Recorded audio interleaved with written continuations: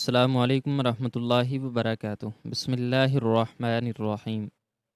امریکہ میں میرے مشکل دنوں میں میرے سب سے قریبی دوست نے بتایا کہ میری منگیتر نے دولت کی خاطر کسی اور سے شادی کر لی ہے۔ میں نے دل برداشتہ ہو کر خود کو کاروبار میں غرق کر دیا۔ آج میں ایک ٹاپ کمپنی کا CEO تھا۔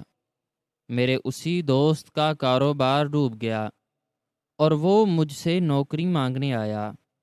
میں اچانک ایک دن اس کے گھر چلا گیا۔ جب اس کی بیوی چائے دینے آئی اور اس نے سر اٹھایا تو میرے رونگٹے کھڑے ہو گئے، کیونکہ میرا نام حسن ہے اور آج میں جس مقام پر کھڑا ہوں وہ میری برسوں کی انتھک محنت، مسلسل جد و جہد اور ان گنت قربانیوں کا وہ ثمر ہے جسے دیکھ کر دنیا والے رشک کرتے ہیں۔ میں اس ملک کے سب سے بڑے اور نامور کاروباری ادارے کا CEO ہوں۔ میرے پاس وہ سب کچھ موجود ہے جس کا خواب کوئی بھی عام انسان اپنی زندگی میں دیکھ سکتا ہے۔ دولت، شہرت، طاقت اور بے پناہ اثر و رسوخ میرے قدموں کی دھول ہیں۔ میری رہائش گاہ کسی عظیم الشان محل سے کم نہیں، جس کے وسیع و عریض رقبے میں دنیا کی ہر آسائش موجود ہے۔ میرے گھر کے فرش پر بچھے انتہائی قیمتی اور نایاب نرم پتھروں پر چلتے ہوئے انسان کو ایسا محسوس ہوتا ہے جیسے وہ بادلوں پر قدم رکھ رہا ہو۔ میرے پاس درجنوں انتہائی مہنگی اور پرتعیش گاڑیاں ہیں، اور میرے ایک اشارے پر سینکڑوں ملازمین دست بستہ کھڑے ہو جاتے ہیں۔ لیکن اس ظاہری شان و شوکت اور بے پناہ دولت کے پیچھے ایک ایسا تاریک اور دردناک ماضی چھپا ہوا ہے جس نے میری روح کو اندر سے کھوکھلا کر دیا تھا اور میرے دل کو ایک پتھر میں تبدیل کر دیا تھا۔ میری زندگی کی کہانی انتہائی تلخ اور سبق آموز ہے، جس کا آغاز شہر کے ایک انتہائی پسماندہ اور غریب علاقے سے ہوا تھا، جہاں میں نے اپنی زندگی کے ابتدائی دن انتہائی قسم پرسی اور تنگ دستی میں گزارے تھے۔ ان مشکل ترین دنوں میں میرا ایک ہی سہارا اور میری زندگی کا سب سے بڑا سرمایہ میرا سب سے قریبی دوست فیصل تھا۔ فیصل اور میں بچپن کے ساتھی تھے۔ ہم نے ایک ہی محلے کی خاک چھانی تھی، ایک ہی اسکول سے تعلیم حاصل کی تھی، اور ہم دونوں کے درمیان خون کے رشتوں سے بھی زیادہ گہرا اور مضبوط تعلق قائم تھا۔ ہم دونوں ایک دوسرے کے دکھ درد کے ساتھی تھے۔ ہم اپنا کھانا، اپنے کپڑے اور اپنی ہر چھوٹی بڑی خوشی ایک دوسرے کے ساتھ بانٹتے تھے۔ فیصل میرے لیے محض ایک دوست نہیں تھا، بلکہ وہ میرا بھائی، میرا رازدار اور میرا سایہ تھا۔ مجھے اس پر اپنی جان سے بھی زیادہ بھروسہ تھا، اور میں دنیا کی ہر چیز پر شک کر سکتا تھا، لیکن فیصل کی نیت اور اس کی وفاداری پر شک کرنے کا تصور بھی میرے ذہن میں نہیں آ سکتا تھا۔ ہماری جوانی کے وہ دن انتہائی خوبصورت اور بے فکر تھے۔ ہم دونوں نے مل کر اپنے مستقبل کے لیے بے شمار سنہرے خواب دیکھے تھے، اور ہم اکثر راتوں کو دیر تک جاگ کر آسمان کے ستاروں کو دیکھتے ہوئے اپنی آنے والی زندگی کے منصوبے بنایا کرتے تھے۔ انہی خوبصورت اور یادگار دنوں میں میری زندگی میں زارا کی آمد ہوئی۔ زارا ایک انتہائی خوبصورت، باوقار اور سلیقہ شعار لڑکی تھی، جس کی معصومیت اور سادگی نے پہلی ہی نظر میں میرے دل کو اپنا اسیر کر لیا تھا۔ زارا کا تعلق ایک درمیانے مگر کھاتے پیتے گھرانے سے تھا، جبکہ میں ایک انتہائی غریب اور بے روزگار نوجوان تھا۔ لیکن ہماری محبت ان تمام دنیاوی رکاوٹوں اور طبقاتی فرق سے بہت بالا تر تھی۔ زارا نے میرے حالات کو جانتے بوجھتے ہوئے مجھ سے محبت کی تھی، اور اس نے میرے ساتھ زندگی گزارنے کا پختہ ارادہ کر لیا تھا۔ ہم دونوں کی منگنی انتہائی سادگی کے ساتھ طے پا گئی تھی، اور وہ دن میری زندگی کے سب سے زیادہ خوشگوار اور یادگار دن تھے۔ زارا میرے مستقبل کی امید تھی۔ وہ میری ہر الجھن کو اپنی ایک مسکراہٹ سے دور کر دیتی تھی۔ ہم گھنٹوں اپنے مستقبل کے گھر اور اپنی آنے والی زندگی کے بارے میں باتیں کیا کرتے تھے۔ زارا ہمیشہ مجھے تسلی دیتی تھی کہ ہم چاہے روکھی سوکھی کھائیں گے، لیکن ہمیشہ ایک دوسرے کے ساتھ خوش رہیں گے۔ لیکن میں ایک مرد تھا، اور میری غیرت مجھے یہ گوارا نہیں کرنے دیتی تھی کہ میں اپنی ہونے والی بیوی کو غربت اور افلاس کی چکی میں پیسوں۔ میں زارا کو دنیا کی ہر خوشی اور ہر آسائش دینا چاہتا تھا۔ میں اسے ایک ملکہ کی طرح رکھنا چاہتا تھا، اور اسی شدید خواہش اور جنون نے مجھے ایک انتہائی سخت اور کٹھن فیصلہ کرنے پر مجبور کر دیا۔ میں نے فیصلہ کیا کہ میں اپنے حالات بدلنے اور زارا کے لیے بے پناہ دولت کمانے کی غرض سے امریکہ جاؤں گا۔ یہ فیصلہ کرنا میرے لیے بالکل بھی آسان نہیں تھا، کیونکہ اس کا مطلب تھا کہ مجھے اپنے بوڑھے والدین، اپنے جگری دوست فیصل اور اپنی جان سے پیاری منگیتر زارا کو چھوڑ کر ایک انجانے اور غیر ملک میں جانا تھا، جہاں میرا کوئی جاننے والا نہیں تھا۔ جب میں نے اپنے اس فیصلے کے بارے میں زارا اور فیصل کو بتایا تو وہ دونوں انتہائی اداس ہو گئے۔ زارا نے روتے ہوئے مجھے روکنے کی بہت کوشش کی۔ اس نے منتیں کیں کہ اسے دولت نہیں چاہیے، اسے صرف میرا ساتھ چاہیے، لیکن میں نے اسے اپنے سنہرے مستقبل کے خواب دکھا کر اور یہ وعدہ کر کے منا لیا کہ میں بہت جلد بے تحاشا دولت کما کر واپس لوٹوں گا، اور پھر ہم ایک شاندار زندگی کا آغاز کریں گے۔ میرے امریکہ جانے کے دن فیصل میرے ساتھ ہوائی اڈے تک گیا تھا۔ اس نے مجھے گلے لگا کر بہت تسلی دی تھی، اور مجھ سے وعدہ کیا تھا کہ میں زارا اور تمہارے گھر والوں کا بالکل اسی طرح خیال رکھوں گا جیسے تم رکھتے ہو۔ تم بے فکر ہو کر جاؤ اور اپنا مقصد حاصل کرو۔ فیصل کے ان الفاظ نے میرے دل کو بہت سکون دیا تھا، اور میں ایک بھاری دل مگر امیدوں سے بھری آنکھوں کے ساتھ ہوائی جہاز میں بیٹھ کر امریکہ کی طرف روانہ ہو گیا۔ امریکہ پہنچ کر میری زندگی کے سب سے سخت، کٹھن اور اذیت ناک دور کا آغاز ہوا۔ وہاں کی زندگی میرے تصورات سے کہیں زیادہ ظالم اور بے رحم تھی۔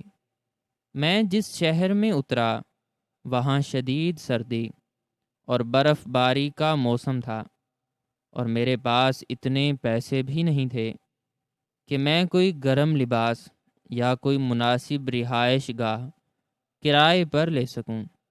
میں نے ابتدائی کئی راتیں بسوں کے انتظار گاہوں اور سڑکوں کے کناروں پر ٹھٹھرتے ہوئے گزاری تھیں۔ زبان کی ناواقفیت اور قانونی دستاویزات کی کمی کی وجہ سے مجھے کوئی اچھی ملازمت نہیں مل سکتی تھی۔ میں نے زندہ رہنے اور پیسے بچانے کے لیے ہر وہ چھوٹا اور حقیر کام کیا جس کا کوئی معزز انسان تصور بھی نہیں کر سکتا۔ میں نے ہوٹلوں میں جھوٹے برتن دھوئے، سڑکوں پر برف ہٹائی، تعمیراتی مقامات پر بھاری پتھر اور اینٹیں اٹھائیں اور کئی کئی دن فاقوں میں گزارے۔ میں دن میں 20 گھنٹے مسلسل کام کرتا تھا۔ میرے ہاتھوں میں چھالے پڑ چکے تھے، میرے پیروں کی انگلیاں سردی سے سن ہو کر نیلی پڑ چکی تھیں اور میرا جسم تھکاوٹ سے ٹوٹتا رہتا تھا۔ لیکن جب بھی میں ہار ماننے لگتا یا مجھ پر مایوسی طاری ہونے لگتی تو مجھے زارا کا مسکراتا ہوا چہرہ اور فیصل کا وہ آخری وعدہ یاد آ جاتا اور میرے اندر ایک نئی اور ناقابل تسخیر طاقت بھر جاتی۔ میں اپنی کمائی کا ایک ایک قطرہ بچا کر جمع کر رہا تھا کہ میں جلد از جلد زارا کے پاس واپس جا سکوں۔ میں نے اپنی زندگی کو ایک مشین کی طرح بنا لیا تھا جس کا کوئی جذبہ، کوئی تھکاوٹ اور کوئی آرام نہیں تھا۔ میں ہفتوں تک اپنے پیاروں سے بات نہیں کر پاتا تھا کیونکہ اس وقت رابطے کے ذرائع اتنے آسان نہیں تھے اور مجھے ایک ایک فون کال کے لیے طویل مسافت طے کر کے فون بوتھ تک جانا پڑتا تھا۔ وقت انتہائی سست روی اور تکلیف کے ساتھ گزر رہا تھا اور مجھے امریکہ آئے ہوئے تقریباً 2 سال کا طویل عرصہ گزر چکا تھا۔ میں نے اس دوران کافی رقم جمع کر لی تھی اور میں اس بات پر بے حد خوش تھا کہ میں اب بہت جلد واپس اپنے وطن لوٹ جاؤں گا اور زارا سے شادی کر کے اپنا ایک چھوٹا سا کاروبار شروع کروں گا۔ لیکن مجھے اس بات کا قطعی اندازہ نہیں تھا کہ تقدیر نے میرے لیے کیا بھیانک اور لرزہ خیز انجام لکھ رکھا ہے۔ وہ امریکہ کی ایک انتہائی سرد اور طوفانی رات تھی۔ باہر شدید برف باری ہو رہی تھی اور میں اپنے اس چھوٹے اور خستہ حال کمرے میں بیٹھا زارا کو خط لکھ رہا تھا کہ اچانک میرے کمرے کے باہر نصب پرانے ٹیلی فون کی گھنٹی بجی۔ میں نے جلدی سے جا کر فون اٹھایا تو دوسری طرف فیصل کی آواز تھی۔ میں اس کی آواز سن کر انتہائی خوش ہوا اور میں نے فوراً اس سے زارا اور اپنے گھر والوں کی خیریت پوچھی، لیکن فیصل کی آواز میں ایک عجیب سی گھبراہٹ، ایک لرزش اور ایک نامعلوم سی ہچکچاہٹ تھی۔ وہ کچھ کہنے کی کوشش کر رہا تھا لیکن اس کے منہ سے الفاظ نہیں نکل رہے تھے۔ میں نے پریشان ہو کر اس سے پوچھا کہ کیا بات ہے، کوئی بری خبر ہے تو مجھے فوراً بتاؤ۔ فیصل نے دولت کی چمک دمک میں آ کر مجھے دھوکہ دے سکتی ہے۔ میں اس طوفانی اور سرد رات میں گھٹنوں کے بل زمین پر گر گیا اور میرے حلق سے ایک ایسی دل خراش اور کربناک چیخ نکلی جس نے میرے وجود کے ایک ایک ریشے کو ہلا کر رکھ دیا۔ میں نے زارا کی محبت میں اپنا وطن چھوڑا تھا، اپنی جوانی کو مشقت کی بھٹی میں جھونکا تھا اور اس بے وفا عورت نے مجھے صرف اس لیے چھوڑ دیا کہ میں ابھی تک اسے وہ دولت نہیں دے سکا تھا جس کی اسے ہوس تھی۔ فیصل کے ان الفاظ نے میرے دل کو ایک تیز دھار خنجر کی طرح چیر کر رکھ دیا۔ میں کئی دنوں تک اپنے اس سرد اور تاریک کمرے میں بند رہا۔ میں نے کھانا پینا چھوڑ دیا اور میری حالت ایک پاگل اور مجنوں جیسی ہو گئی۔ میں موت کی دعائیں مانگنے لگا تھا، کیونکہ میرے جینے کا واحد مقصد ہی مجھ سے چھن چکا تھا۔ لیکن پھر اچانک میرے اندر ایک شدید اور بپھرے ہوئے طوفان نے جنم لیا۔ میرا وہ بے پناہ دکھ، میری وہ شدید اذیت اور میرا وہ سچا پیار ایک انتہائی خطرناک اور شفاق غصے میں تبدیل ہو گیا۔ میں نے اپنے آنسوں صاف کیے اور اپنے آپ سے ایک ایسا خوفناک وعدہ کیا جس نے میری پوری زندگی کا رخ موڑ کر رکھ دیا۔ میں نے فیصلہ کیا کہ میں اب اس دنیا کو وہ دولت کما کر دکھاؤں گا جس کی خاطر زارا نے مجھے ٹھکرایا تھا۔ میں اس قدر امیر اور طاقتور بنوں گا کہ زارا جیسی ہزاروں لڑکیاں میری دولت کے سامنے سر جھکائیں گی۔ میرا دل پتھر کا ہو چکا تھا اور میرے اندر سے رحم، ہمدردی اور محبت نام کے تمام جذبات ہمیشہ کے لیے مر چکے تھے۔ میں نے اپنی تمام تر توجہ، اپنی تمام تر توانائیاں اور اپنا سارا جنون صرف اور صرف کاروبار اور دولت کمانے پر مرکوز کر دیا۔ میں نے دن رات ایک کر دیا۔ میں نے چھوٹے پیمانے پر ایک تجارتی کام شروع کیا اور اس میں اپنی ساری جمع پونجی لگا دی۔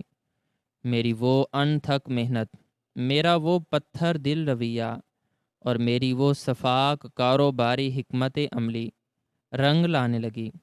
میرا کاروبار دن دگنی اور رات چگنی ترقی کرنے لگا۔ میں نے اپنے حریفوں کو انتہائی بے دردی سے کچلنا شروع کر دیا اور ہر وہ قدم اٹھایا جس سے مجھے مزید منافع اور مزید دولت حاصل ہو سکے۔ سال گزرتے گئے اور میرا نام امریکہ کے بڑے اور کامیاب ترین تاجروں کی فہرست میں شامل ہو گیا۔ میں نے اپنے کاروبار کو ایک انتہائی وسیع اور دیو ہیکل تجارتی سلطنت میں تبدیل کر دیا تھا، جس کی شاخیں دنیا کے مختلف ممالک میں پھیل چکی تھیں۔ میری دولت کا کوئی حساب نہیں تھا اور میں وہ انسان بن چکا تھا جس سے ملنے کے لیے لوگ مہینوں انتظار کرتے تھے۔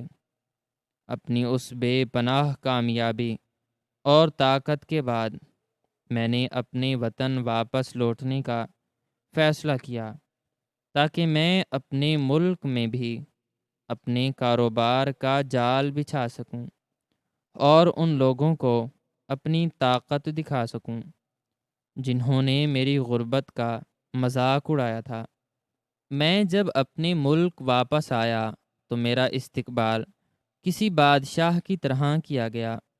میں نے شہر کے سب سے مہنگے اور پوش علاقے میں 1 ارب روپے کی لاگت سے اپنا یہ عظیم الشان محل تعمیر کروایا اور شہر کے وسط میں ایک انتہائی بلند و بالا اور شاندار عمارت خرید کر اسے اپنے ادارے کا مرکزی صدر دفتر بنا دیا۔ میرا نام اب شہر کے ہر معزز شخص کی زبان پر تھا اور میں ایک انتہائی کامیاب مگر مغرور، سخت گیر اور بے رحم CEO کے طور پر جانا جاتا تھا۔ میری زندگی میں اب کسی کے لیے کوئی جگہ نہیں تھی۔ میں اکیلا تھا اور اس اکیلے پن میں میری دولت ہی میری سب سے بڑی ساتھی تھی۔ ایک دن میں اپنے اس شاندار اور پرتعیش دفتر میں اپنی اس آرام دہ اور اونچی کرسی پر بیٹھا کچھ اہم تجارتی دستاویزات کا جائزہ لے رہا تھا کہ اچانک میرے کمرے کے باہر موجود سیکیورٹی گارڈز نے مجھے فون پر اطلاع دی کہ ایک انتہائی غریب اور خستہ حال شخص مجھ سے ملنے کی ضد کر رہا ہے۔ اور وہ اپنا نام فیصل بتا رہا ہے۔ فیصل کا نام سنتے ہی میرے ذہن کے پردے پر وہ برسوں پرانی یادیں، وہ بچپن کی دوستی اور وہ دردناک رات ایک فلم کی طرح چلنے لگی جب اس نے مجھے زارا کی بے وفائی کی خبر دی تھی۔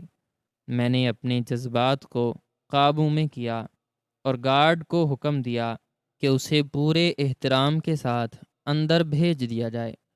چند لمحوں بعد میرے اس وسیع و عریض اور شاندار کمرے کا بھاری دروازہ کھلا، اور جو شخص اندر داخل ہوا اسے دیکھ کر میرے جسم کو ایک شدید جھٹکا لگا۔ وہ فیصل ہی تھا، لیکن وہ اب وہ فیصل نہیں رہا تھا جسے میں نے امریکہ جاتے وقت چھوڑا تھا۔ اس کی حالت انتہائی قابل رحم اور دردناک تھی۔ اس کے کپڑے پرانے، پھٹے ہوئے اور میلے تھے۔ اس کا چہرہ جوانی میں ہی بوڑھا اور جھریوں سے بھرا ہوا لگ رہا تھا۔ اس کے بال بکھرے ہوئے تھے اور اس کے کندھے کسی انتہائی بھاری بوجھ کے نیچے جھکے ہوئے تھے۔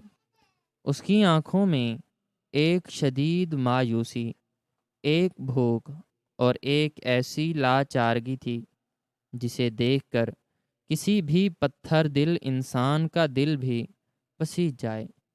وہ ڈرتے ڈرتے اور کانپتے قدموں کے ساتھ چلتا ہوا میری اس بڑی اور چمکدار میز کے سامنے آ کر کھڑا ہو گیا۔ وہ میری اس ظاہری شان و شوکت اور میرے اس پروقار لباس کو دیکھ کر مکمل طور پر سکتے میں تھا۔ اسے شاید یقین نہیں آ رہا تھا کہ یہ وہی غریب آسن ہے جو کبھی اس کے ساتھ محلے کی گلیوں میں دھکے کھاتا تھا۔ میں اپنی کرسی سے اٹھا اور آگے بڑھ کر میں نے اسے گلے لگا لیا۔ میرے اندر کا وہ پرانا دوست جاگ اٹھا تھا۔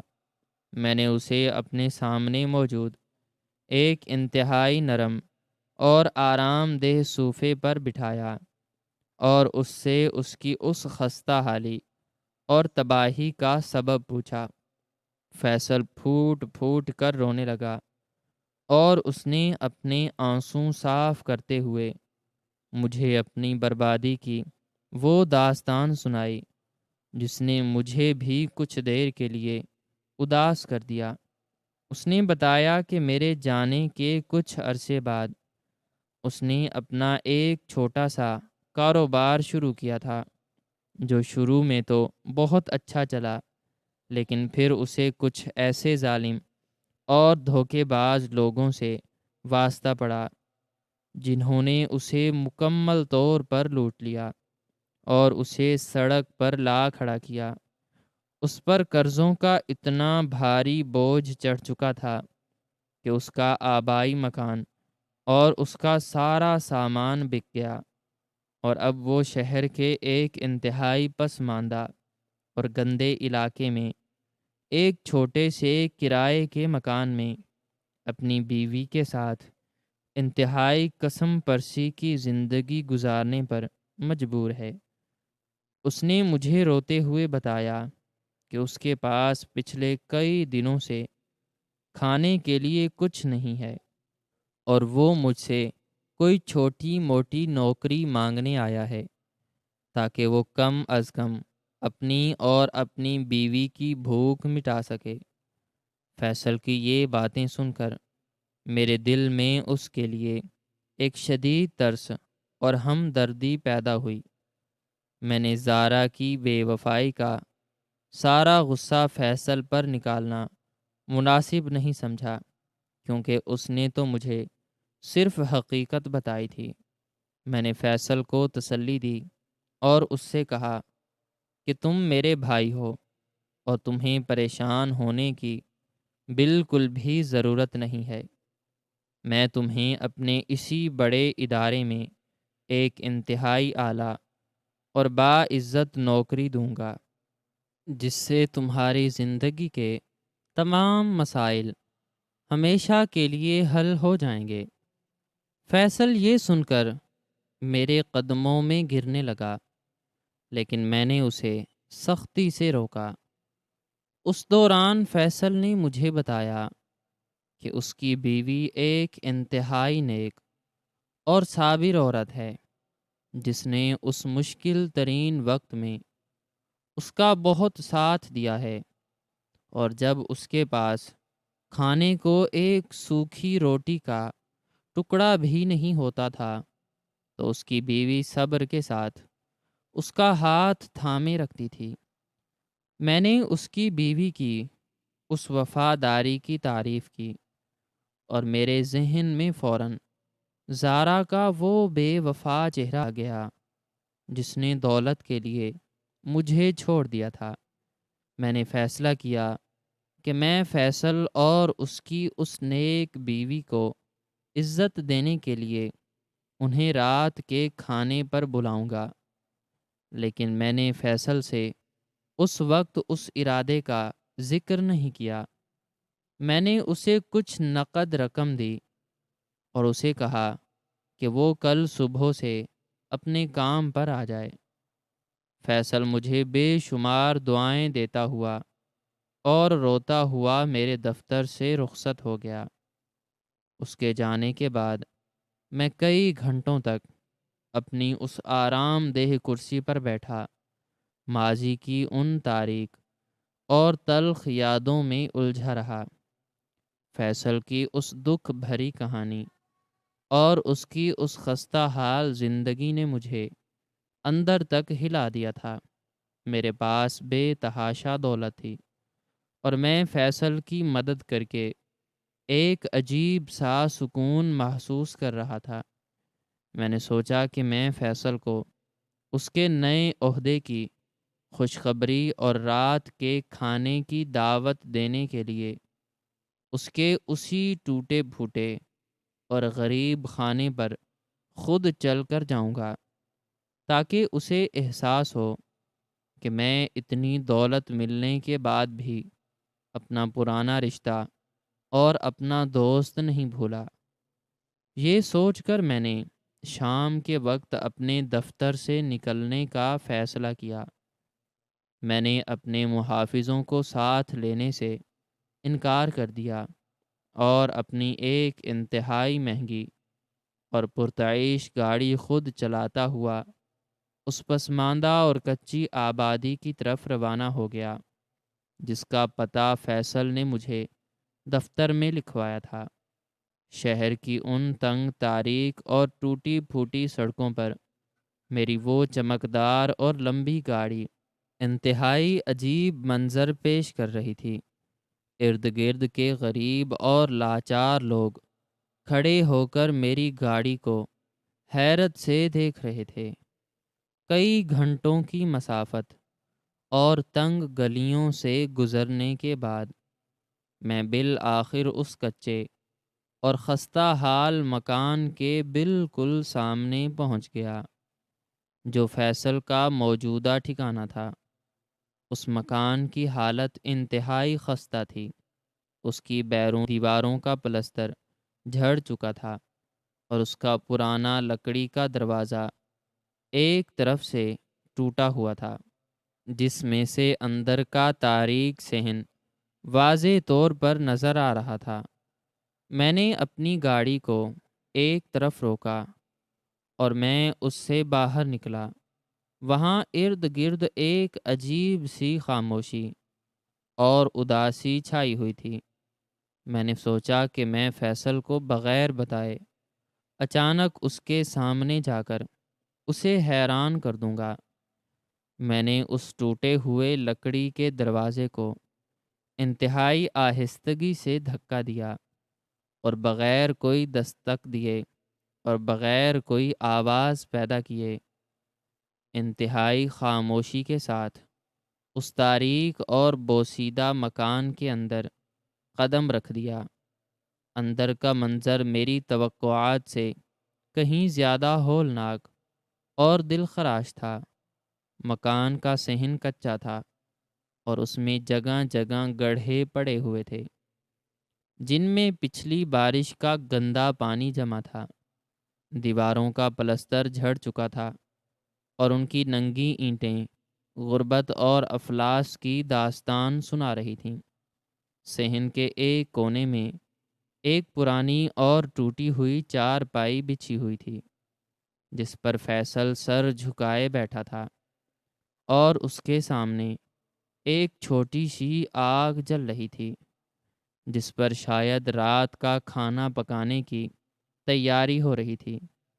مکان میں بجلی کا کوئی معقول انتظام نہیں تھا، اور صرف ایک مدھم سا پیلے رنگ کا بلب صحن کے بیچوں بیچ لٹک رہا تھا، جس کی روشنی میں ہر چیز مزید اداس اور بھیانک لگ رہی تھی۔ میں صحن کے ایک تاریک کونے میں چھپ کر کھڑا ہو گیا، کیونکہ میں چاہتا تھا کہ میں کچھ دیر اس ماحول کا جائزہ لوں اور پھر اچانک فیصل کے سامنے جا کر اسے حیران کر دوں۔ میری نظریں صحن کے دوسرے کونے کی طرف اٹھیں، جہاں ایک چھوٹا سا اور کچا باورچی خانہ بنا ہوا تھا، جس کی چھت پر پرانی ٹین کی چادریں رکھی ہوئی تھیں۔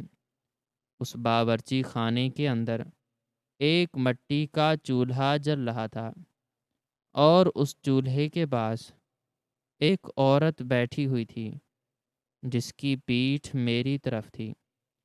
اس عورت نے انتہائی پرانے اور بوسیدہ کپڑے پہنے ہوئے تھے، اور وہ اپنے ہاتھوں سے لکڑیاں جلا کر چولہے کی آگ کو تیز کرنے کی کوشش کر رہی تھی۔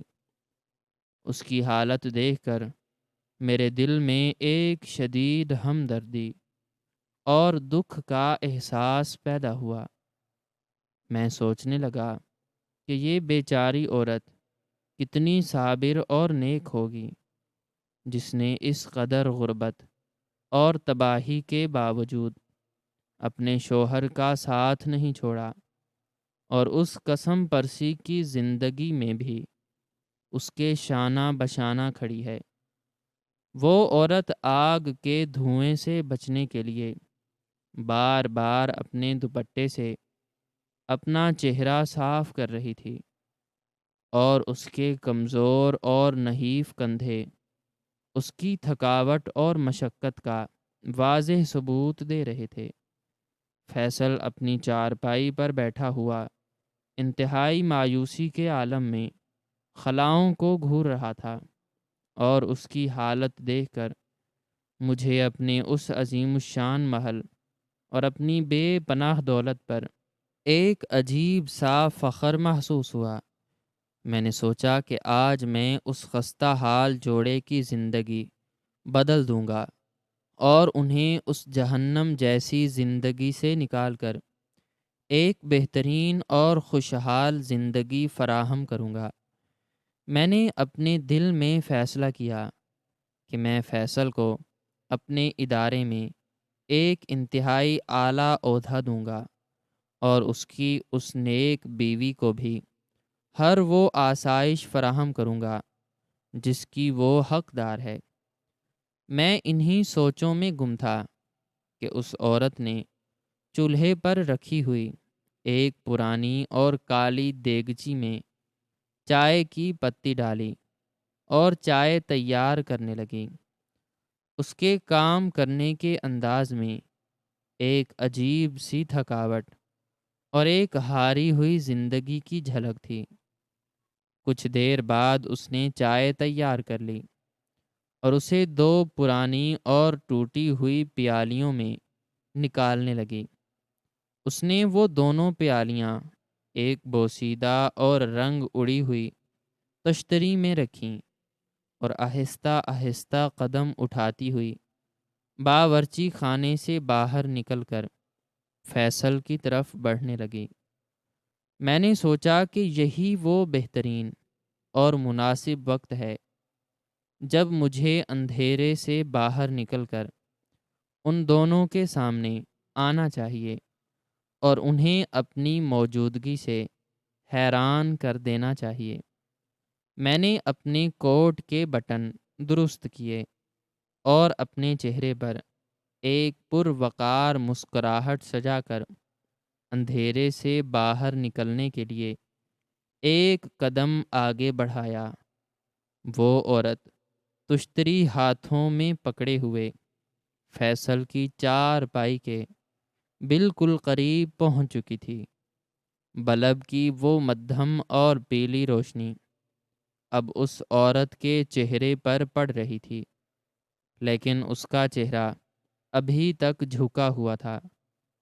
فیصل نے چائے کی پیالی اٹھانے کے لیے اپنا ہاتھ آگے بڑھایا، اور اسی لمحے اس عورت نے انتہائی تھکاوٹ کے ساتھ ایک لمبی سانس لیتے ہوئے اپنا سر اوپر اٹھایا، اور اس کی نظریں بے ساختہ اس دروازے کی طرف اٹھیں جہاں میں کھڑا تھا۔ جیسے ہی اس عورت کا چہرہ اس مدھم روشنی میں مکمل طور پر واضح ہوا اور میری نظریں اس کی آنکھوں سے ٹکرائیں، تو میرے قدموں تلے سے زمین پوری قوت کے ساتھ کھسک گئی۔ میرا سانس میرے گلے میں کسی سوکھے کانٹے کی طرح اٹک کر رہ گیا، اور میرے دل کی دھڑکن ایک زوردار دھماکے کے ساتھ جیسے ہمیشہ کے لیے رک گئی۔ میرے جسم کا سارا خون ایک ہی لمحے میں جم کر برف بن گیا، اور میرے ہوش و حواس مکمل طور پر مفلوج ہو کر رہ گئے۔ میری آنکھیں حیرت، صدمے اور ایک ناقابل بیان دہشت سے پھٹ کر باہر آنے کو تیار ہو گئیں، کیونکہ وہ عورت جو ان پرانے اور پھٹے ہوئے کپڑوں میں ملبوس تھی، جو اس کچے اور گندے باورچی خانے میں لکڑیاں جلا کر چائے بنا رہی تھی، وہ کوئی اور نہیں بلکہ میری وہی منگیتر زارا تھی، جس کے بارے میں مجھے فیصل نے بتایا تھا کہ اس نے دولت اور پیسوں کے لالچ میں کسی انتہائی امیر شخص سے شادی کر لی ہے۔ زارا کا وہ چہرہ جو کبھی چاند کی طرح دمکتا تھا، آج وہ انتہائی کمزور، پیلا اور جھریوں سے بھرا ہوا تھا۔ اس کی وہ خوبصورت آنکھیں جن میں نے اپنے مستقبل کے خواب دیکھے تھے، آج وہ رو رو کر اور دکھ سہ کر اندر دھنس چکی تھیں۔ اس کے سنہرے بال اب روکھے اور بے جان ہو چکے تھے، اور اس کے پورے وجود پر ایک ایسی ہولناک تباہی اور بربادی چھائی ہوئی تھی جسے دیکھ کر کسی بھی انسان کی روح کانپ اٹھے۔ زارا نے جیسے ہی مجھے اپنے سامنے کھڑا دیکھا تو اس کے ہاتھوں پر ایک شدید کپکپی طاری ہو گئی، اور اس کے ہاتھ سے وہ پرانی تشتری اور چائے کی وہ دونوں پیالیاں چھٹ کر زمین پر گریں، اور ایک دلخراش آواز کے ساتھ ریزہ ریزہ ہو گئیں۔ وہ گرم چائے اس کے پرانے جوتوں پر گری، لیکن اسے اس تکلیف کا کوئی احساس نہیں ہوا۔ اس کی آنکھیں مجھ پر جمی ہوئی تھیں، اور ان آنکھوں میں ایک ایسا شدید صدمہ، ایک ایسی حیرت اور ایک ایسا گہرا دکھ تھا جس نے میرے اندر کے اس پتھر دل انسان کو بھی ریزہ ریزہ کر کے رکھ دیا۔ فیصل جو چائے گرنے کی آواز پر غصے سے کچھ بولنے لگا تھا، اس نے زارا کی نظروں کے تعاقب میں مڑ کر میری طرف دیکھا، اور مجھے اپنے کچے صحن میں اس طرح اچانک کھڑا دیکھ کر اس کا رنگ موت کی طرح سفید پڑ گیا۔ وہ چارپائی سے ایسے اچھل کر کھڑا ہوا جیسے اسے کسی زہریلے سانپ نے ڈس لیا ہو۔ اس کے ہونٹ کانپنے لگے، اور اس کے منہ سے کوئی لفظ نہیں نکل پا رہا تھا۔ مکان میں ایک ایسی موت جیسی اور ہولناک خاموشی چھا گئی جس میں صرف ہماری تیز اور اکھڑی ہوئی سانسوں کی آوازیں سنائی دے رہی تھیں۔ میرے دماغ میں ہزاروں بچھو ایک ساتھ ڈسنے لگے تھے، اور ماضی کی وہ تمام کڑیاں ایک انتہائی بھیانک، ہولناک اور لرزہ خیز سچائی بن کر میرے سامنے جڑنے لگی تھیں۔ زارا کی یہ حالت، اس کا اس خستہ حال مکان میں فیصل کی بیوی کے طور پر موجود ہونا، یہ سب کچھ میرے دماغ کو پاگل کر رہا تھا۔ میرے اندر ایک ایسا بکھرا ہوا طوفان اور انتقام کی ایک ایسی شدید آگ بھڑک اٹھی جس نے میرے تمام حواس کو جلا کر راکھ کر دیا۔ میں ایک خون خوار درندے کی طرح آگے بڑھا، اور میں نے فیصل کے گریبان کو اپنے دونوں ہاتھوں میں پوری طاقت سے جکڑ لیا۔ میں نے اسے اس قدر زور سے جھنجھوڑا کہ اس کی ہڈیاں تک چٹک گئیں۔ میں نے انتہائی غضبناک اور کڑک دار آواز میں چیختے ہوئے اس سے پوچھا کہ یہ سب کیا ہے؟ یہ زارا اس حالت میں تمہارے پاس کیا کر رہی ہے؟ تم نے تو مجھ سے کہا تھا کہ اس نے کسی کروڑ پتی انسان سے شادی کر لی ہے۔ مجھے سچ سچ بتاؤ، ورنہ میں آج تمہاری جان لے لوں گا۔ فیصل میرے اس اچانک حملے اور میرے غصے کو دیکھ کر مکمل طور پر ٹوٹ چکا تھا۔ وہ میرے قدموں میں گر پڑا اور زاروں قطار روتے ہوئے گڑ گڑانے لگا۔ زارا بھی وہیں زمین پر بیٹھ گئی تھی، اور اس کی آنکھوں سے آنسوؤں کا ایک نہ رکنے والا سیلاب بہہ رہا تھا۔ وہ مسلسل روتے ہوئے میری طرف دیکھ رہی تھی، اور اس کی نظروں میں ہزاروں شکوے اور ان گنت سوالات تھے۔ فیصل نے میرے قدموں میں روتے ہوئے جو سچائی اور جو داستان مجھے سنائی، اس نے میری دنیا کو ایک ہی لمحے میں مکمل طور پر الٹ کر رکھ دیا، اور مجھے یہ احساس دلایا کہ میں کس قدر اندھا اور بے وقوف انسان تھا، جسے اس کے سب سے قریبی دوست نے اپنی ہوس اور لالچ کی بھینٹ چڑھا دیا تھا۔ فیصل نے روتے ہوئے اعتراف کیا کہ اس نے ہم دونوں کے ساتھ ایک انتہائی خوفناک، شیطانی اور گھنونا کھیل کھیلا تھا۔ جب میں امریکہ چلا گیا اور میری محنت کی کمائی کے خطوط اور پیغامات فیصل کے پاس آنے لگے، تو فیصل کی نیت خراب ہو گئی۔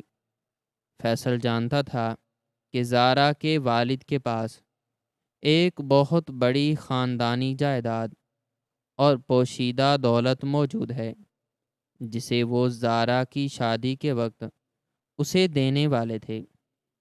فیصل اس دولت کو ہڑپ کرنا چاہتا تھا، اور اس کے لیے زارا سے شادی کرنا ضروری تھا۔ اس نے انتہائی شاطرانہ اور صفاقانہ منصوبہ بنایا۔ اس نے میرے نام سے کچھ جھوٹے خطوط اور پیغامات زارا اور اس کے گھر والوں کو دکھائے، جن میں یہ لکھا تھا کہ میں نے امریکہ میں کسی مالدار غیر ملکی عورت سے شہریت اور بے پناہ دولت کی خاطر شادی کر لی ہے، اور اب میرا زارا سے کوئی تعلق نہیں ہے۔ زارا اور اس کے گھر والے میرے اس جھوٹے دھوکے پر مکمل طور پر ٹوٹ گئے تھے۔ زارا نے کئی دنوں تک کھانا پینا چھوڑ دیا تھا، اور وہ میری جدائی کے صدمے سے موت کے کنارے پہنچ گئی تھی۔ اسی دوران فیصل نے ایک انتہائی مخلص اور ہمدرد دوست کا روپ دھارا، اور وہ زارا کے گھر والوں کا سب سے بڑا سہارا بن گیا۔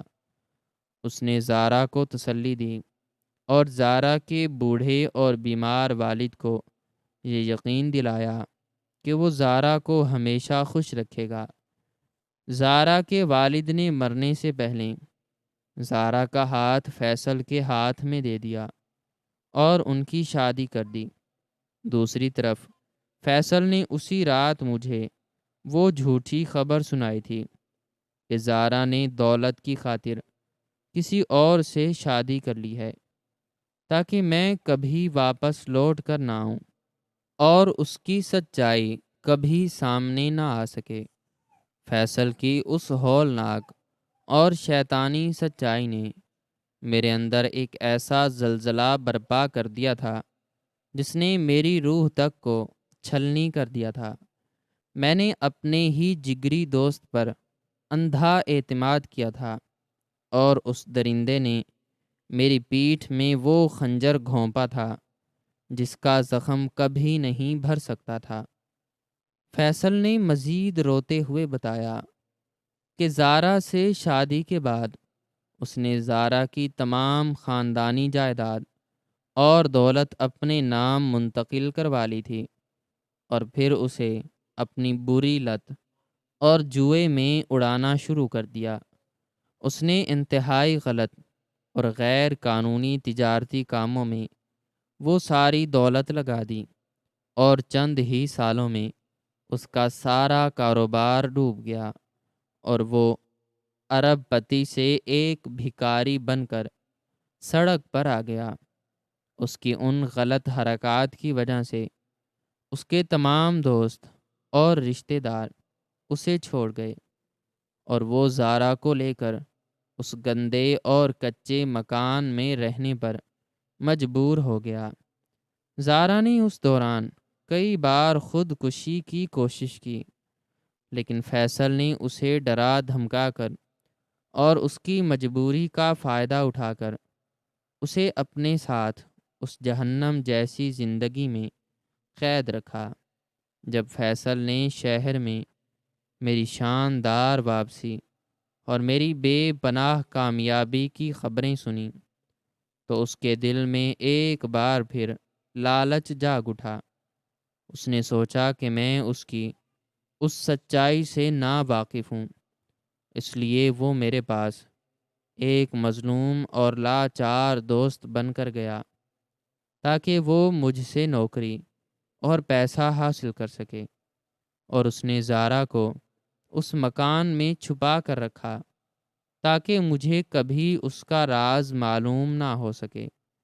لیکن تقدیر کا فیصلہ کچھ اور ہی تھا، اور قدرت نے مجھے خود چل کر اس کچے مکان تک پہنچا دیا تھا تاکہ اس شیطانی دھوکے کا پردہ چاک ہو سکے۔ یہ ساری داستان سن کر زارا کے صبر کا پیمانہ لبریز ہو گیا، اور وہ چیخ چیخ کر رونے لگیں۔ اس نے روتے ہوئے مجھ سے کہا کہ احسن مجھے معاف کر دو، میں نے اس درندے کے جھوٹے خطوط پر یقین کر لیا تھا۔ میں سمجھتی تھی کہ تم مجھے چھوڑ کر کسی اور کی خاطر بک گئے ہو۔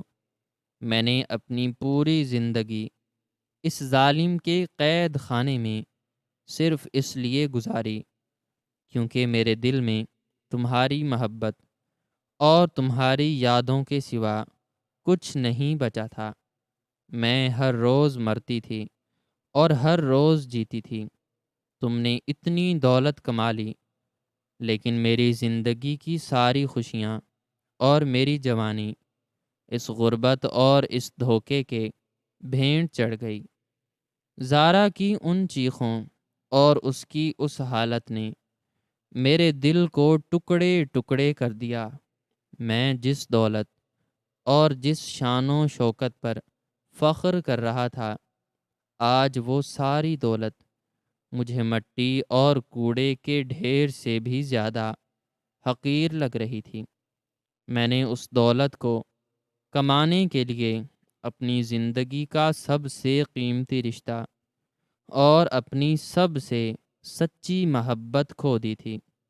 میں نے فیصل کی طرف انتہائی نفرت اور حقارت سے دیکھا، جو اب بھی زمین پر پڑا کیڑوں کی طرح رینگ رہا تھا اور مجھ سے معافی کی بھیک مانگ رہا تھا۔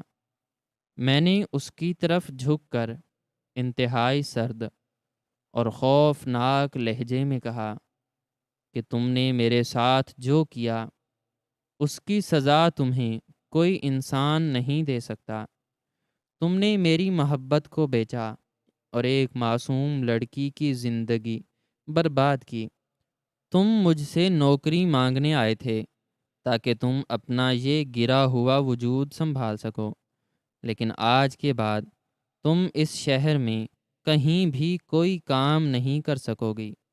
میری طاقت اور میرا اثر و رسوخ تمہیں اس شہر کی ہر سڑک پر بھیک مانگنے پر مجبور کر دے گا۔